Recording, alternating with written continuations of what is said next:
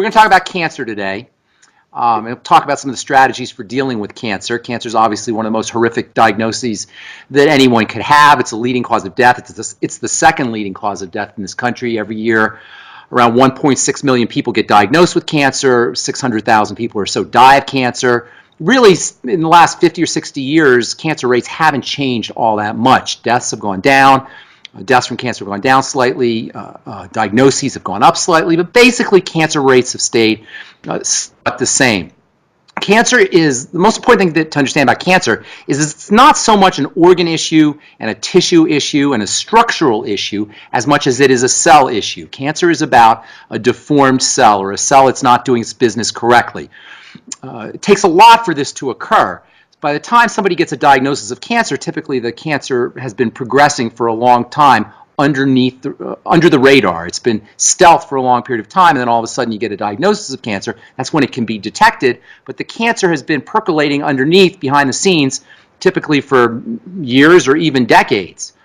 A couple things I want to talk about, a couple points I want to make before we talk about some of the specifics about how you could deal with cancer. Most importantly, cancer remits. The spontaneous regression of cancer is something we've known about for hundreds, if not thousands of years. And if cancer can remit in one person, it can remit in anybody. In other words, the human body is capable of destroying cancer. In many ways, cancer is really an issue of a dysfunctional or somehow broken down immune system, a defensive system that is not doing its work of killing the cancer.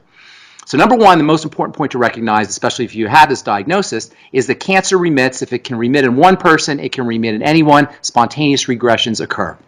The second point is that while chemotherapy is a miserable experience and there's no guaranteed results, and the statistics around the effectiveness of chemotherapy are not very good, sometimes you need it. And I don't want to be in a position of telling anybody not to use chemotherapy. It depends on your individual prognosis. It depends on how far along you are in your cancer. If you're at the earlier stages of cancer, then the likelihood of chemotherapy working are greater. If you're in later stages, it's much less likely that your chemotherapy will work. There are times you need chemotherapy. There may be times you need surgery, and there may be times you need radiation. However, please understand there's no guarantees with chemotherapy. We have this notion that chemotherapy is some kind of guaranteed cure for cancer. It's not. Third of all, killing cancer is not a good strategy. Killing cancer is a strategy because as long as cells don't have what they need to do their business, as long as the toxicity, the cellular burden is going on inside the body, the likelihood is the cancer is going to come back. So simply killing cancer is not an effective strategy. Fourthly, cancer is a disease of overwhelm. It's a disease of burden, specifically cell burden. And the cellular burdens that cause cancer are the same as the cellular burdens that cause any disease. In other words, cells are starved, cells are suffocated, and cells are toxic. Starvation, suffocation, and toxification. And as we've said before, this triad of cellular dysfunction leads to an inflammatory process, which leads to more cellular starvation, suffocation, and toxification, leading to more inflammation. And this is where the downward spiral of all chronic degenerative diseases kicks in. Ultimately, this is where cancer starts as well. Cellular burden caused by cell starvation, caused by cell suffocation, and caused by cell toxification. And the last point I want to make is that although we're swamped with this idea that cancer is a genetic condition and there's all this heredity that's involved, and you got to have gene therapy, and if you have a gene for cancer, you got to have parts of your body taken out. The fact of the matter is 90 to 95% of cancers, the vast, vast majority of cancers, involve environment and they involve lifestyle. And that means, once again, nutrition, toxification, and lack of respiration, hypoxia, problems with oxygenation. Those are basically the three elements of all disease, and when it comes to cancer, likewise, starvation, suffocation, and toxification, which all involves the environment. Now, certainly there's mental and emotional issues that sometimes that play a role in the environment of the body via stress hormone, other hormones. So those areas can't be marginalized. But from a physical perspective, what you're looking at is cellular burden that is secondary to starvation, that is a lack of nutrients, suffocation, a lack of oxygen, toxicity, accumulation of toxicity. By the way, sugar counts as a toxin.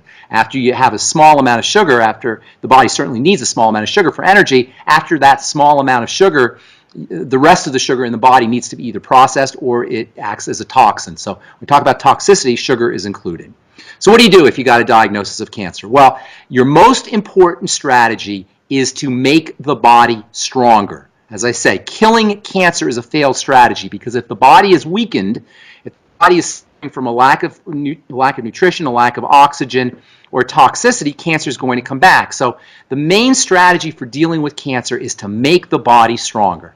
The first thing you want to do is you want to activate the relaxation nervous system. As we've talked about in the past, you've got two nervous systems. You've got a stress nervous system, an emergency nervous system that kicks in when we're under duress. This is called the sympathetic nervous system, and under the control of the sympathetic nervous system, the immune system becomes suppressed. The second nervous system is your rest and digest nervous system. It's parasympathetic nervous system, and this is where we fight diseases.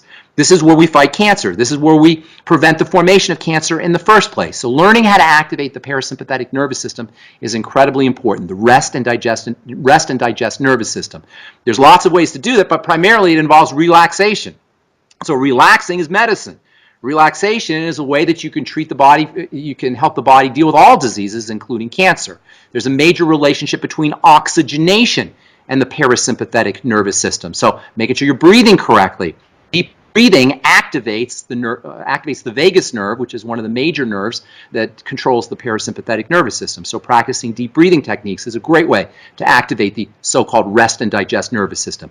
Immersion in hot water, hot tubs or hot showers, or even just a hot washcloth on the face can activate the parasympathetic nervous system. Massage, Reiki, yoga, meditation, these are all wonderful ways to activate the parasympathetic nervous system. Secondly, avoid sugar for a lot of reasons. Number one, sugar, as I said, it represents a toxin after a small amount, which is necessary. Secondly, sugar hypes up amps up the body, makes the body more sympathetically driven, and also sugar is a cancer feeder. Cancer cells love sugar. In fact, a cancer cell, by definition, is a cell that utilizes sugar for energy preferentially. So keeping your sugar down is very important. This is where something called the ketogenic diet can come in very handy. The ketogenic diet is a low carbohydrate diet, and there's a lot of literature that suggests that the ketogenic diet is a powerful anti-cancer diet. The ketogenic diet is not just a low sugar or low carb diet, it's a high fat, moderate protein, low carb diet. Many people have heard of the ketogenic diet because it's in the news now for weight loss, but the ketogenic diet can be effective for Alzheimer's disease, athletic performance.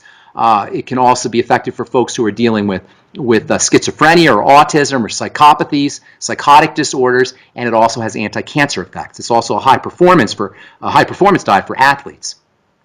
Pay attention to digestive health for a couple of reasons. For one thing, nutrition is extremely important for anybody dealing with a chronic health challenge, particularly cancer. And if you have a digestive issue, you're not going to be absorbing your nutrients effectively. And secondly, once the digestive system breaks down, it becomes more likely that toxicity will enter into the blood through the intestines, so-called leaky gut syndrome. So paying attention to digestive health is very important. Eliminating problem foods, number one.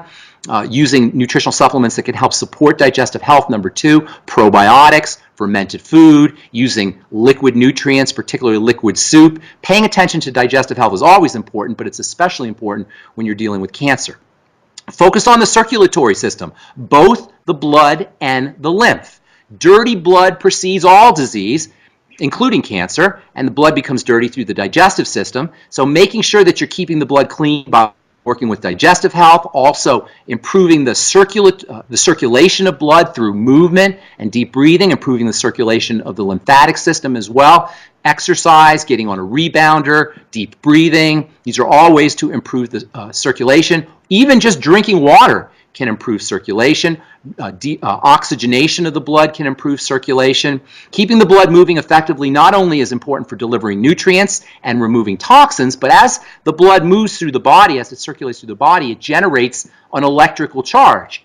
This electrical charge is referred to as a zeta potential, and at the end of the day, the body is not chemically driven, it's electrically driven. Even the chemistry of nutrition is really important because it acts fundamentally as a way of helping support the electrical energy of the body. Well, moving the blood, or the movement of the blood, is one of the primary ways that the electrical energy of the body is generated. So getting on a rebounder and doing things to improve circulation is very important. You make sure you're utilizing oxygen correctly, not only for circulating the blood, but also for cancer. Cancer, it's said, is caused by all kinds of things like tobacco smoke and environmental toxins and asbestos. There's all kinds of things that are supposedly responsible for causing cancer, but at the end of the day, a cancer cell is a cell that is not utilizing oxygen correctly. A cell will turn cancerous when it's been robbed of oxygen for a long enough period of time. So making sure cells are oxygenated, the body is oxygenated, is a very important strategy for dealing with all health challenges, including cancer. Aside from deep breathing, which is always going to be important, not just for oxygenation, but also for helping improve circulation and activating the rest and digest nervous system, using things like a hyperbaric oxygen chamber, driving oxygen, forcing oxygen into the blood, can have anti-cancer properties. So oxygen can actually act to kill cancer cells, and oxygen can actually act to support healthy cells. So oxygenation is very important, whether you're using deep breathing techniques or whether you're using a hyperbaric oxygen chamber.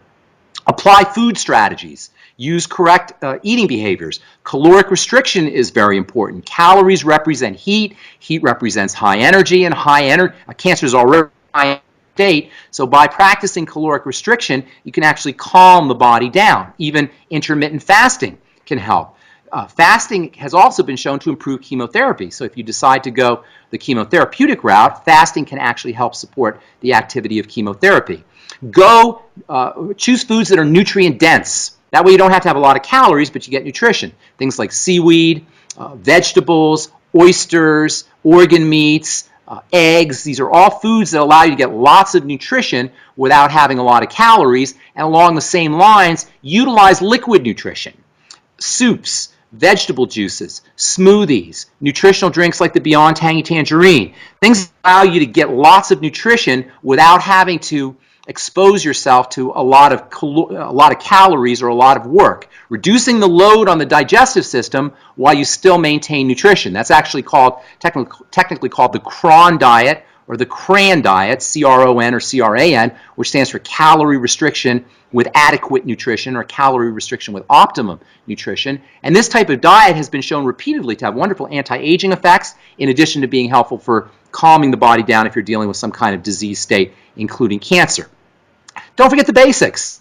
90 essential nutrients, enough protein, enough essential fatty acids, just the basic nutrition that we need. Exercise. Moving the body around, we talked about that as helping improve the electrical charge in the body, the electrical charge in the circulation system. But you also produce healing hormones, growth hormones. You produce something called irisin, I-R-I-S-I-N, which is a hormone associated with exercise. All of these have anti-cancer and bodybuilding and health-promoting effects. So doing some kind of exercise, and it doesn't have to be anything intense. It could be something like walking up and down the stairs couple of times a day, or walking up and down the stairs wearing a backpack with a couple books in it, or walking up the stairs 2 steps at a time, or parking your car farther away from the store so you got to walk across the parking lot, or even just taking a walk a couple of times a day. So doing something to exercise will improve the body's growth chemistry, will improve the body's healing chemistry, and if you're dealing with cancer, it can be a great way to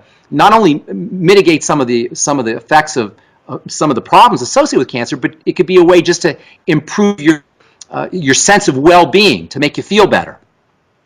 Don't forget about the intangibles. Don't forget about things like visualization and attitude and spirituality. All of these play a role in keeping the body healthy, not just if you're dealing with cancer, but with all disease states. Closing your eyes and visualizing that you're healed, connecting with God, meditation, using affirmations or positive belief, positive thinking. All of these can have a beneficial effect on hormones associated with healing, and if you're dealing with any degenerative disease, including cancer, they can be beneficial. Some people get benefits or have gotten benefits from pancreatic enzymes. Dr. Nicholas Gonzalez talked a lot about using pancreatic enzymes for cancer. There's some controversy around it, but it might be something that you want to think about. And then last but not least, there's something called chelation therapy, which has wonderful anti-aging and health-promoting benefits, but it also may be helpful for dealing with cancer. Chelation therapy is when they inject little tiny chemicals into your blood that have a magnetic property that actually magnetically attract out of the blood, and that can have a beneficial effect if you're dealing with cancer. You can also do oral chelation, that is, you can do supplements that have that same magnetic toxin attracting property that you get from stuff that's injected into the blood. You actually use things like N-acetylcysteine or selenium or sulfur or vitamin C. All of these have wonderful anti-cancer properties. And then also, now that I think about it, another thing that you can think about if you're dealing with cancer is intravenous nutrition, particularly intravenous vitamin C. There's a lot of wonderful literature that talks about intravenous vitamin C as having anti-cancer properties. Intravenous glutathione. Glutathione is the body's main cancer fighter. The more prescription drugs we take, the more stress we're under, toxicity we're subjecting our body to, the lower our glutathione levels will be. So by putting glutathione directly into the blood, you can support your natural glutathione and your natural ability to detoxify and protect yourself from cancer. Glutathione is made up of a protein called glutamine, and glutamine supplementation may be helpful. Cancer cells actually burn through a lot of glutamine, so many people are deficient in glutamine. Many cancer patients are deficient in glutamine, so supporting making sure that you get enough glutamine to support glutathione production can be helpful. Selenium, the mineral selenium, helps activate glutathione, so you might want to take selenium supplements. Selenium also has its own chelation effect. Selenium on its own can help with cancer. Selenium also has antiviral and immune boosting properties in addition to activating glutathione. The B complex in general, there's actually something that we learned about in pharmacy school called the Myers cocktail, which is a B vitamin and magnesium intravenous solution that is used to treat cancer. All the B vitamins are effective for helping boost the immune system. Magnesium can also be helpful. Electrolytes, potassium, calcium, in addition to magnesium, sodium, and chloride, those can also be helpful too. These are all available in an intravenous format. So if you're dealing with cancer, please understand that you can remit. Your major strategy is going to be to feel better, to make the body stronger, not to focus so much on killing the cancer, but to focus on feeling stronger and feeling better. That way, no matter what happens with the cancer, you're going to feel better. And at the end of the day, that's what our major goal is. It's not necessarily to get rid of the diagnosis, but it's to feel good, to feel strong. And all of these strategies will allow you to do that.